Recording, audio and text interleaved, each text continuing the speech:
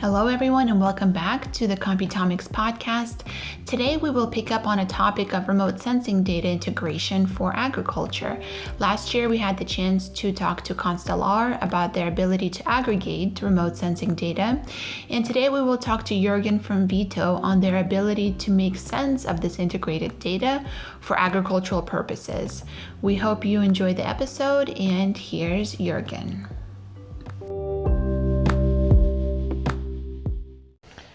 So Jürgen, welcome to the episode and nice to have you here. Well, thank you, and I'm very happy that you invited me to this podcast. A real honor, so thank you for the invitation. Sure. Maybe you can tell us a little bit about why you founded VITO, how long you guys have been operational, and sort of what your mission is and what you're hoping to do for the agricultural sector. So VITO exists for more than almost 25 years now, and we are an international research institute located in Belgium.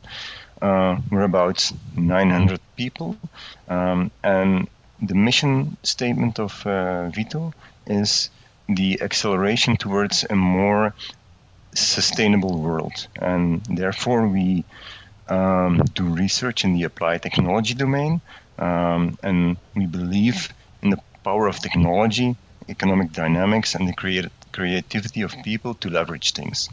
So, wow. That's a pretty powerful statement to believe in people in this time when it feels like. I think even now in these times we even have to believe much more in people than ever before. Yeah, I agree. And I think also these times prove that the power of technology, together with the creativity of people, are really able to solve many of the problems that we have, and not only on COVID-related problems, obviously. Yeah. So we are an applied research company, and we work in 5 different domains, and we do research in energy, in the energy domain, materials, chemistry, health, and remote sensing. And remote sensing, the unit that I work in, and within that unit we have a big focus on everything which has to do with vegetation monitoring and agricultural monitoring. We see ourselves more as a data science unit, than a pure remote sensing unit. So the remote sensing data is always the basis of the data science, let's say. But we use many other data sources to complement the remote sensing data and to come to actionable insights. Do you find that the sector of people that you work with, that you interact with, some of your clients, do you find them to be excited about the innovation, or highly sort of involved and curious? Because I feel like a lot of our agricultural industry is actually quite ready to try something new or to be on the cutting edge of what's happening today, although it appears to be a quite conservative sector. What has been your experience? Well, I agree with you, Anna. It's I've seen a nice shift in the past few years towards a more a positive feeling towards technology. So we work with various players in the value chain, from input suppliers like seed breeding companies or agrochemical companies, over food processing companies, but also farmers, and large international institutes, and especially with the input suppliers and food processing companies, we really see that they truly believe in the new technologies, and they're starting to invest more and more in these new technologies. And slowly, you also see the adaptation level with farmers going up. So I'm pretty positive about the future of technology in agriculture. That's awesome. So how would you usually interact with a client? How do you explain your technology to them and what it can do for them, and how it's going to get them to that more sustainable way of providing part of our food supply chain? Well, to start off with, I think the remote sensing data provides an objective, or it's an objective data source for everything that happens on a field. We use anything from drones up to satellites and all platforms that are in between airplanes, stratospherical drones, or whatever you have. It could also be a camera on a stick that provides data from sensors in the broad sense of the word.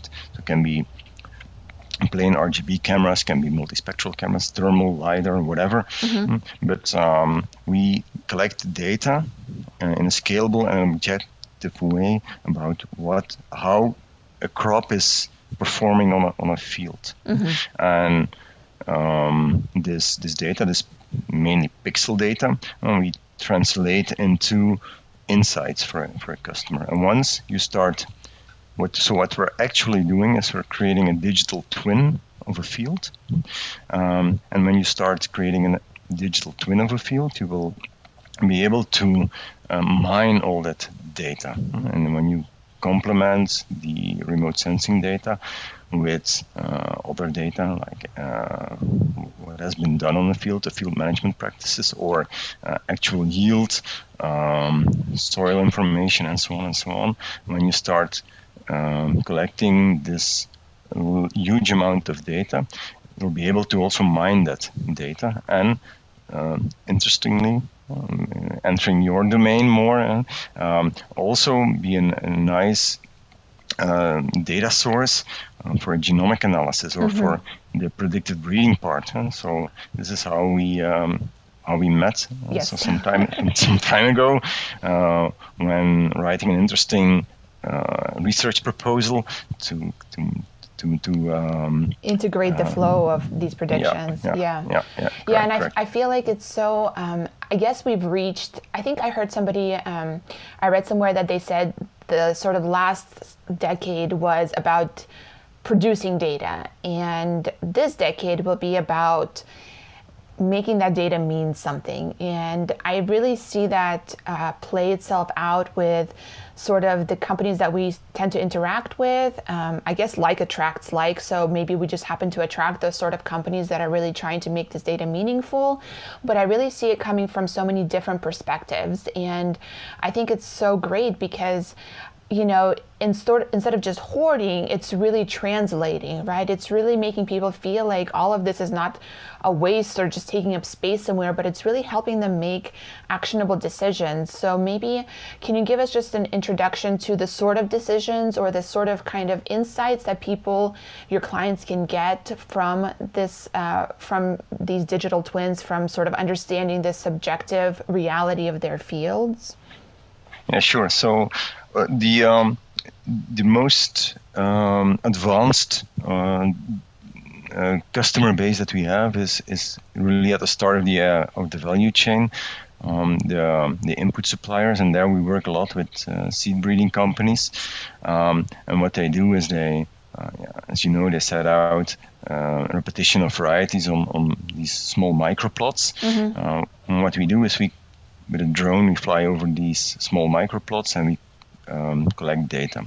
And then we extract trait information out of this imagery as an objective and scalable way to provide trait information to breeding companies. And this way they have data for all of their test plots, and not only samples, and in a very objective and structured way. And with the power of machine learning, you can now unlock the full potential of this imagery. And one of the nice examples that we showed this year now, one of the advances is in wheat, for example, we managed to count the individual ears on a wheat field. Wow, that's fantastic. Yeah, so as a proxy for yield, but also to detect the decoloring of the ear, for example, and to detect fusarium, a disease in wheat. And this way you can, in a really objective and repetitive and scalable way, detect fusarium, so check whether your Plants products or your right. varieties are resistant to this disease, yes or no, and to what degree, or measure yield in a much more accurate way, like you would never be able to do when you would do that manually, and you can never count all the ears. And so this is a very simple or straightforward example, but which is only possible with having high resolution imagery and unlocking the power of AI, and so training a neural network to detect these objects. And there are many more possibilities there, and it starts to become really interesting when you start to combine this data that you gather on the experimental fields in a breeding context, and you translate that with the observations that you make with satellites on a production field at the farmer level, and then even on a continental scale. So you can also, satellite-based information, we monitor, for example, the evolution of drought throughout a continent, or the spreading of a specific disease throughout a continent.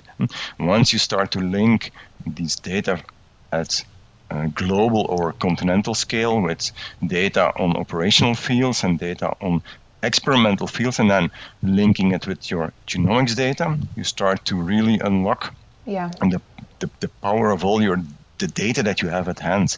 And this is now really starting to become reality. And the gains really become exponential, right, at some point. Correct. Initially, it feels like you're making slow headway because you're sort of putting everything together. You're really organizing yourself in a way, and then when you start running, man, like some of the things we've seen with clients who, I assume that you're also talking about maybe some of your clients who are willing to invest the maybe extra time or the extra kind of interest to take it a step further as well, and they really can make, with your input and their interest and their availability, then they can really maybe do things that are just unbelievable, right, to other people who haven't thought about it in this way or didn't see the data in this way. Have you experienced that as well?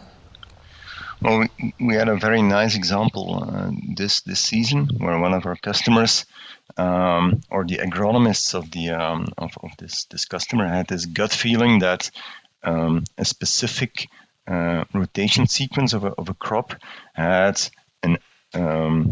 a negative impact on breeding or the production of maize. But they could not really prove it or really validate this feeling. So what we did is we took the data from a whole country, classified which crops were growing where for the past 4 or 5 years, linked that rotation scheme with various other data sources like soil type, weather data, and so on and so on. And then we could actually see that there was indeed a correlation between the rotation schedule and the impact on maize in this case, but only in very specific cases where it was on sandy soils, for example, and especially when weather conditions were X, Y, or Z. Right. And this is something we processed lots of data for a whole country for 5 years, so huge amounts of data, but by using machine learning, so AI in the broad sense, we were able to really analyze it. And so now this company is able to advise their customers and say, okay, hey, if you want to plant this crop, please take into account this specific rotation schedule, because it will have a negative or positive impact on your production next year. So, and these are things that were very hard in the past, I think, to really capture with the human brain. And I think this concept of intuition, I think it's such a powerful one. And whenever I try to talk about our product, I also try to emphasize the fact that technology will never erase intuition, or I hope it will never erase intuition. It's certainly not our goal, but in the way that I know that we and other companies like us are using it, it's essentially to enhance or validate or sort of speed up that intuitive decision-making process, right? It's like sometimes our breeders will say, man, like I really had this feeling like this would be the cross to make, and now they get validation for it. Or the other way around, they think, oh wow, I would have never put these two things together, but look at it now. So I don't know, I think it's great when we combine that benefit of intuition that the agricultural industry really does value and really have strength in, with the kind of technology that can help them apply it in the best way possible. So I think that's a really great example. Maybe just as a last question, what do you think is going to happen to your industry, to, I don't know, maybe your thoughts in general on agriculture in the next decade? So I think that we will really start to see the benefits of the huge amounts of data collection that is happening now in a few years' time. So as agriculture is a seasonal activity, every year is different. That's true. And you need to collect data on in real life and on farmer fields for several years before you can really start to have or mine that data and create valuable insights. And to really have confidence in the new technology, right? And the new approaches you're undertaking. We've definitely seen that. And so we've started to collect lots of data since 2015 with the launch of the Copernicus program in Europe, where we have satellites orbiting the globe now every 3 to 5 days, collecting very interesting information about the productivity of crops on every single field in the world. Many other types of satellites are being launched. We'll have thermal imagery very soon on a very structural basis. We make use of radar data that provides very interesting data. And we see that the amount of data that we start to collect in a structured and objective way is really starting to become a solid basis for further analysis. And on top of that, also the machinery that is used on the field is starting to get connected. So you see the big players in the market, CNH, John Deere, but also smaller companies. Like we work together with a company in Belgium, AVR, and they develop machines to harvest potatoes, and they've built in a connectivity module there. And whenever a farmer agrees with it, they can share the yield of an individual field, and then in grid cells of 3 by 3 meters with us. And then we can correlate that yield, that actual yield information with the remote sensing data, soil data, meteo data, maybe also other data that the farmers provided us. And we will really start to be able to develop more and more insights and advice for farmers on the one hand, but also for every other player in the value chain. So the more data that we collect, the more and the better advice we will be able to deliver. And you see that also in this field management domain, so to say, we start to get more and more data, and this will open up huge opportunities. Yeah, I agree. And I think maybe before I started working in the field, I used to think maybe more data sounded scary, because I think there is some doomsday feeling about like more data, more machines making more decisions. But as I've seen it, like I mentioned, really connected to the way that it's applied into the intuition and to the kinds of questions that we ask, I've really come to embrace it. And I think that, I'm sure there's some great philosophical quote about, it's only what we make of it, right? And I really love partnering with companies like you guys and other people that we've come into contact with that I think are really trying to take this power into the right direction, into a direction for sustainability and global hunger. So thank you very much for the interview. Thank you for your time. Thanks for what you guys do. And I hope that we have a chance to work together again soon. Yeah, I truly hope so as well. So thank you very much, Anna.